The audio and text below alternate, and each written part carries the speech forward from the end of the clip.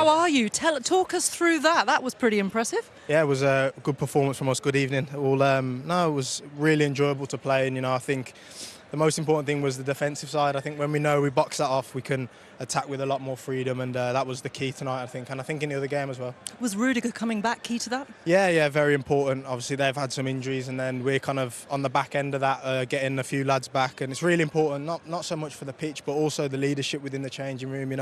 Having that loud presence before the game is really important, especially for us young players. So, yeah, when we're at full strength, we're a good team. I was going to say, you talked actually after you scored the winner last week. You said that when we play a team like Manchester City, it's not just a tactical battle, it's not just physical, it's psychological. Yeah. So when you see that Haaland's not on that team sheet, what did that do for you guys in the dressing room? It's difficult, It's always, you always want to play teams at the best, and obviously I hope he's not too bad. I saw the video, and I hope he's your mate, isn't he? Yeah, no, he's a good mate of mine, so I hope it's not too bad. But you play against what you're up against, and I think we managed it well today. When their best players don't play or their key players don't play, they still have other players who can step in and cause damage. So I think we nullified that well. Jude, I think all of your players to a man were fantastic today, the way you performed with the ball and out of possession as well. But just give us a little bit of inclination what it's like to play behind a player like Kylian Mbappe in the form that he's now in. I think it's brilliant. I think you go into games knowing he's going to affect games. You can give him the ball, and I think our job behind, is to try and put the front three, and obviously myself getting in there, is in the best positions possible. And when Kylian gets the ball in areas that he likes to get the ball, he's going to be dangerous. Right foot, left foot. You saw the different kinds of goals today. It's incredible, really, what he's done in his career. And I know he had a slow start, and he's kind of getting used to life here, but now he's just flying, and it's a pleasure to watch. And we've seen you earlier in the competition, and sometimes at moments stuttering. I mean, here's a couple of the goals he scored, but sometimes stuttering in the league format earlier in the competition.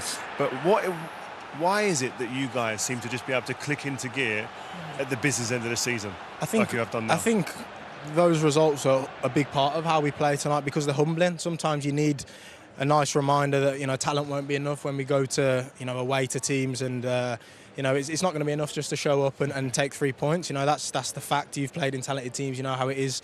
You need that organisation, you need that commitment to the cause, and I think in the last 2 games we really showed that. And obviously we worked on it as well after the bad results. Yes, Jude, there's like yourself, Vinny, Mbappe, but tell us the importance of Valverde. Obviously he's the captain and a leader. How important is he in dressing? So important. I think obviously he goes under the radar massively. I think tonight he plays at right back, and he looks like he's never played anywhere else. He's just unbelievable, and he's a great teammate.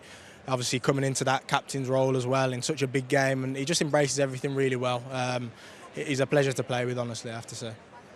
Potentially a Madrid derby in the next round. Oh, really? Potentially Athletic. Oh, you've not seen it? Potentially. Shall I focus on this? Oh, yeah, that's true, actually. Potentially Atletico Madrid or Bayer Leverkusen in the next round. What do you make of either of those? I think you're always going to play against the toughest teams at this point. You can't really expect an easy... Athletic would be that would be something. Yeah, that would be something. I think here, away, there'd be 2 really special games, but we'll see what happens. I think if we play like we did tonight, we'll have a good chance against most teams. Just one question on the in and out of possession, and the way that you guys become a much more solid team out of possession.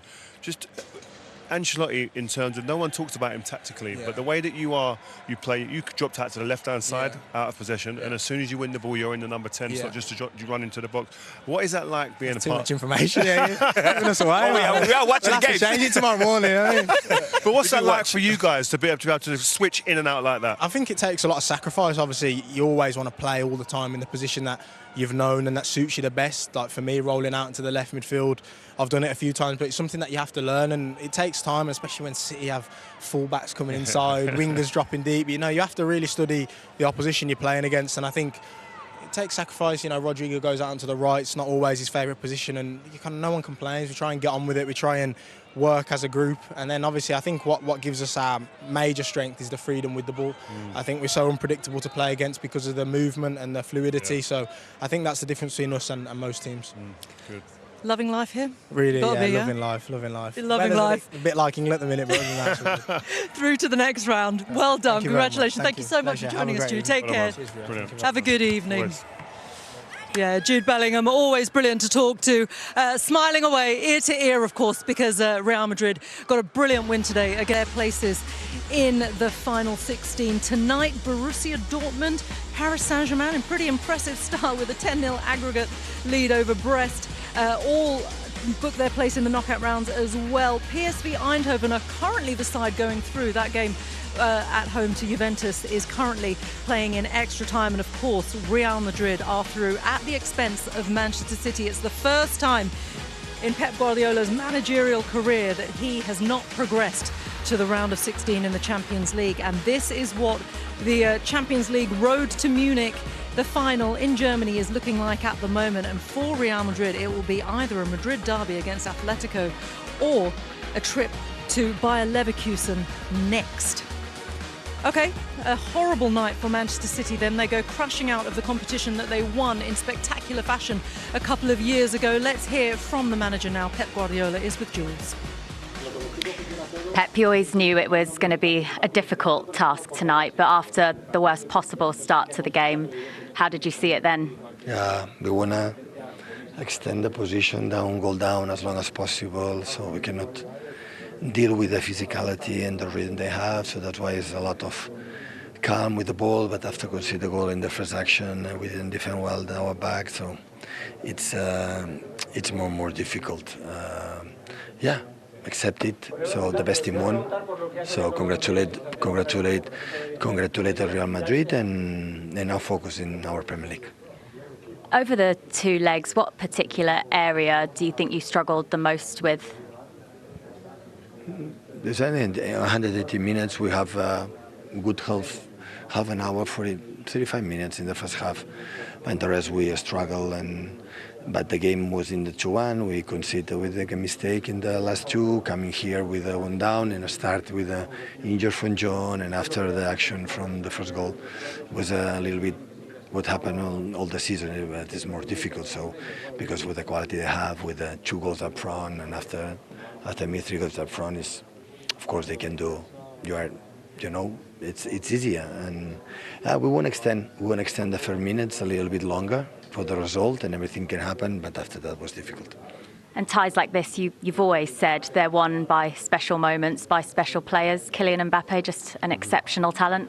See, not just him. Have a lot of players. So it's a fantastic team. So I just congratulate them. They deserve to go through. We didn't deserve. We didn't make a good.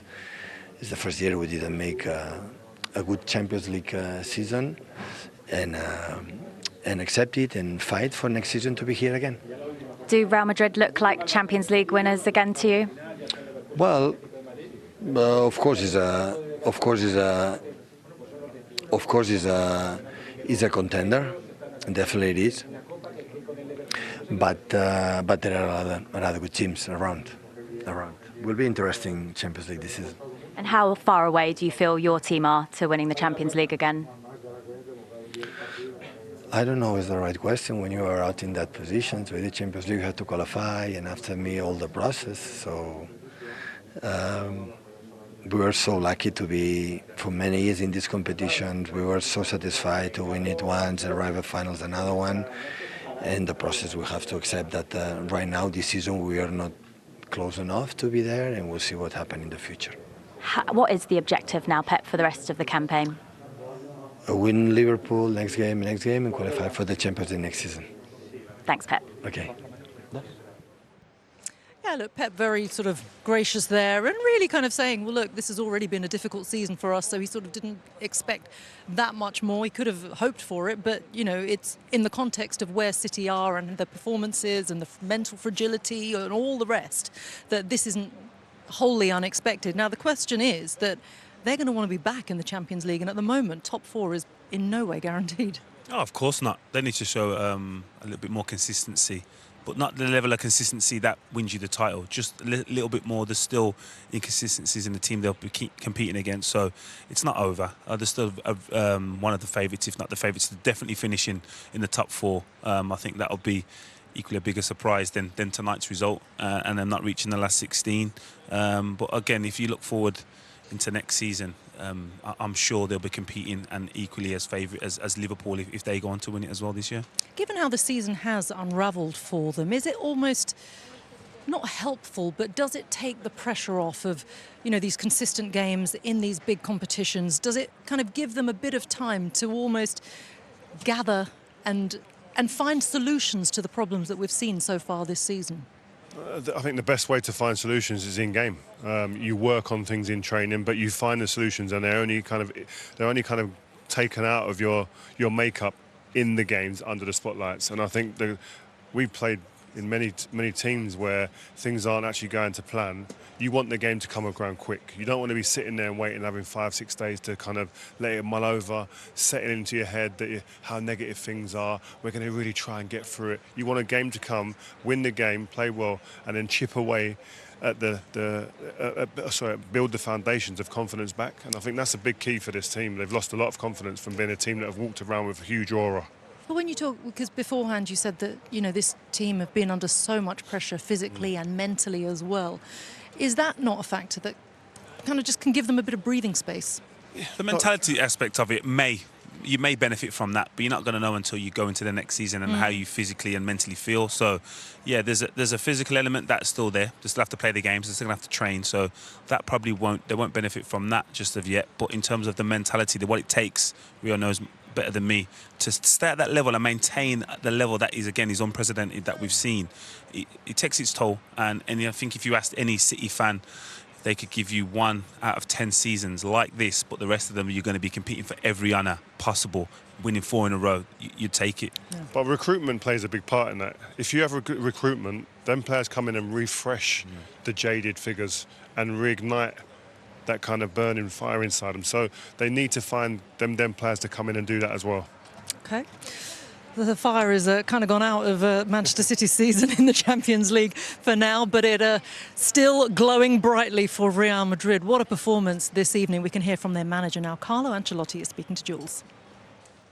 Carlo, massive congratulations. Even with the lead from the first leg, you knew your team had to perform at the highest level to beat Manchester City. What did you like most about the performance?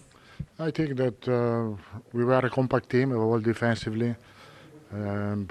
Our goal is to be good defensively. We have a lot of quality in front, and not always we are able to defend as a block. And in these 2 games, we were able to do this. And after that, when we have this basement, after that, the quality goes out. It was the perfect start to the game as well. Were you able to relax at that point after Mbappe's early goal? So you had the 2-goal cushion? No, I don't think so.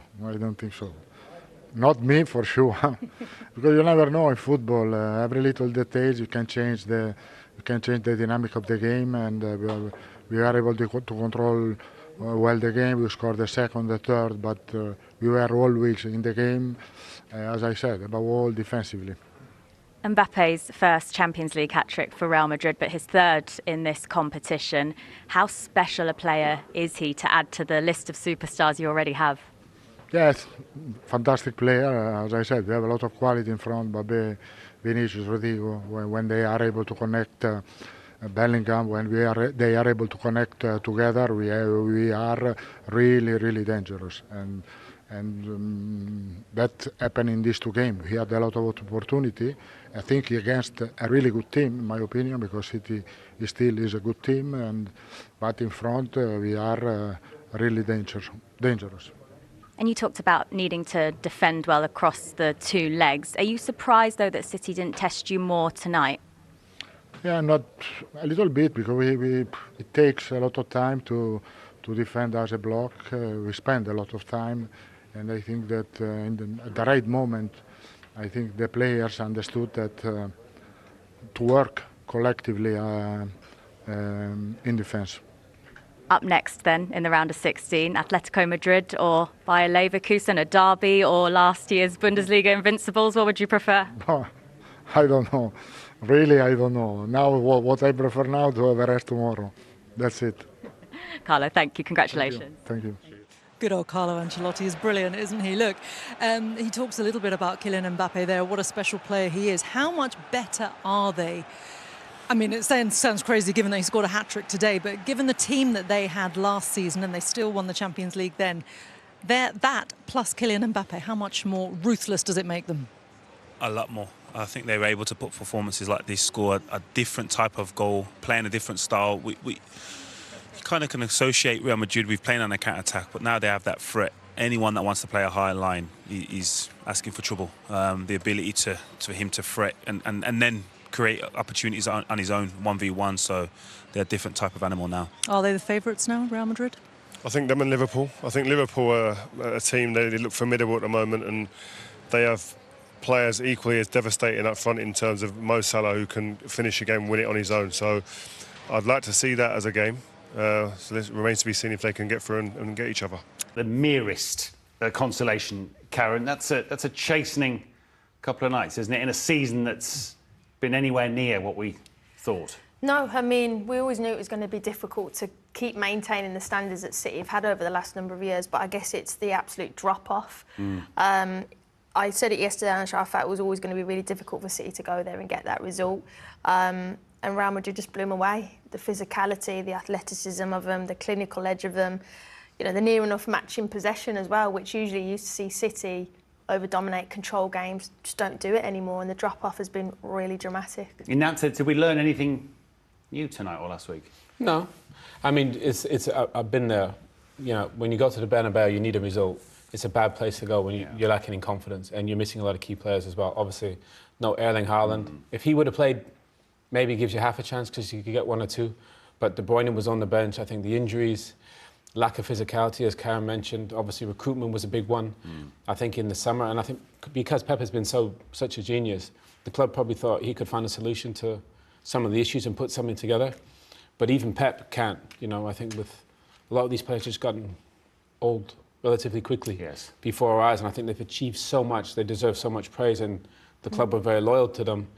But now it just needs a refresh. Obviously, they started in January, but it's going to take a little bit of time. I think they need some younger players to take the next step. But to go to Real Madrid and expect to win with the amount of issues that they had and the form that they have was pretty close to impossible. We'll pick it apart as best we can after we get the view from Madrid. Pitch side there for us tonight, Rio Ferdinand, Jolyon Lescott, a former City player, of course, alongside Rashmin Chowdhury. Matt, thank you very much indeed. Wow, we've had such a treat here, haven't we? A Kylian Mbappe hat-trick, and what a hat-trick it was. But for Manchester City, Jolyon, Rio, how damaging was that? Yeah, I think the manner in which they got beat today, I think would be the alarming thing. I think we've always been accustomed to seeing a Pep Guardiola Man City team dominate games, maintain control of football matches and really punish teams and strangle teams. Today they were on the receiving end, and it was the first time I've seen a Pep team at Man City look like they were kind of like looking to tap out and wanting to see the final whistle quicker than the other team. So yeah, I think there's lots to work on and lots to build now with in terms of confidence with this Man City team, but you have to give it the credit to Real Madrid. They were magnificent today in every department of football, whether it's without the ball, chasing teams, doing the dirty hard yards, or with the exquisite finishing and approach play of the attacking players in this Real Madrid team. Could have been so different, Jolyon, because last week, up until the 85th minute, they were 2-1 up. They could have come here with a lead. They let it slip. And that's really symptomatic of just how Manchester City have been playing all season. It's that mentality that seems to have dropped to such an alarming degree. How do they find their way back from that and sort of salvage something in the rest of the season? Again, obviously, it's backs against the walls now, and there's not much to play for in terms of the ambitions at the start of the season. But again, it's no disgrace to lose here, to lose to Real Madrid. But like Rio said, the manner of that defeat was slightly more alarming. The fact they didn't dominate possession, even when they lose, they still outplay and outpass and like sustain attacks and sustain possession. But that wasn't the case tonight, and we know Man City aren't great without the ball. It's the weaker side of their game, and for long periods Madrid controlled that. And again, I don't remember a team, even when they've won against Man City or beaten Man City, the home fans are laying and just being comfortable in possession, and that was probably the alarming thing for me. Yeah, and now I guess it's just the FA Cup they've got to play for. They've got to go for it, even if, you know, when they set out their objectives at the beginning of the season, that really wouldn't have been at the top of it. Yeah, I think the mindset will always be a football club that's built and used to success is that any trophy we can get our hands on, it will salvage a season and take it from a total catastrophe to something they can draw a positive from. So I'm sure that will be the aim for the Man City team. Doesn't get any easier for Pep, does it? Because he's got Liverpool at the weekend, so that should be very interesting indeed. Thanks, guys. Back to you, Matt. Thank you very much, all three. Let's offer some flowers first to Kylian Mbappe, who didn't start like a house on fire at his new home, but 28 for the season. So much for a tough time, eh? Yeah, what do we all know? It was just only it was just about settling in for him, wasn't it? And everyone else settling in with him. Yes. And kind of accepting this is what he brings, this is where he's going to be best at. And everyone's really connected. But I actually think the reason why they're all successful is because they've all established when they haven't got the ball. You know, I think Ancelotti said that success with this team is how we work off the ball. And I think their all team have figured that out going forward. And Mbappe and all the rest of the players, that speaks for themselves. They're sensational going forward. But it was always, for me, the defensive stuff that they've really improved on. And hat-trick tonight, obviously 21 career hat-tricks. And they kind of got almost better as they went tonight. You can see the confidence oozing through him now. Yeah, I mean, the first one's amazing. The one thing you would say is, with City, look, no pressure on the ball. Sensio's a brilliant passer. You can't give Kylian Mbappe that space. Runs him behind and just brilliant awareness. Checks your shoulder, knows where Edison is, the lob over the top, and then you finish already if you're City. Early on in the game, confidence goes down, Mbappe's confidence goes up. And then again here, you know, the centre-backs, everybody gets too far over, and once Mbappe gets in this position, that's naughty. That to take that little decision there and do that to Guardiola, that just shows you the confidence that he has, that he didn't have at the start of the season. But this one? He's a special player. He's got pitches. He knows he's going to come inside. He's going to side that. But again, no pressure on the ball for City. When they were at their absolute best, good with the ball. But without the ball, they got it back in a few seconds. But they didn't have that. And obviously, when Mbappe in that form is a problem for anyone. I mean, that's 13 defeats for the season for City. Pep's never had that many in his whole career. So how big is this rebuild? Owen talked about they did some recruitment in January. That hopefully will bear fruit in time, but there'll be a lot more to do in the summer. We assume he's taking control of that? Well, the January signings were at necessity, really, and they overpaid for those players, and we've seen already that they've not been quite ready. And that will take time, and that might come next season or even time after that, because it's not easy to go into City and be good to go and be ready. There's very few that do it. So there's a lot of work to do. There's probably half the squad need replacing. Wow. For me anyway. So there's a lot of work. But I think the big question is how much energy has Pep got to do that? Yes. Because if the leader isn't motivated, I'm sure he is, but if he hasn't got the energy to rebuild, then I think there's also bigger problems for City. He signed a contract, he says he's got the energy, but he's never been in this situation before.